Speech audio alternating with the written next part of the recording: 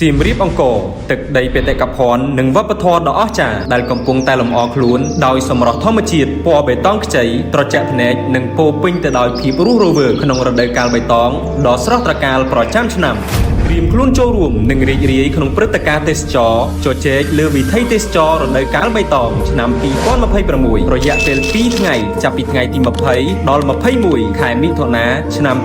2026វេលាម៉ោង6ល្ងាចតទៅនៅសួនព្រះអង្គជេកព្រះអង្គចោមក្រុងសៀមរាបក្រោមអធិបតីភាពដ៏ខ្ពង់ខ្ពស់របស់ឯកឧត្តមហួតហៈរដ្ឋមន្ត្រីក្រសួងទេសចរព្រមទាំងមានការសម្ដែងនៅទស្សនីយភាពរបាំប្រពៃណីខ្មែរនិងសហសម័យជាច្រើនទន្ទឹមនឹងការសម្ដែងសិល្បៈលោកអ្នកអាចចូលរួមជាវផលិតផលក្នុងពិព័រណ៍ផលិតផលខ្មែរទន្ទឹមនឹងនោះនឹងមានការពិភាក្សាលើប្រធានបទសក្តានុពលទេសចរតំបន់បេតិកភណ្ឌនិងវប្បធម៌ក្នុងរដូវកាលបៃតងដើម្បីស្វែងយល់និងជជែកវែកញែកពីភាពទាក់ទាញរបស់រដូវកាលបៃតង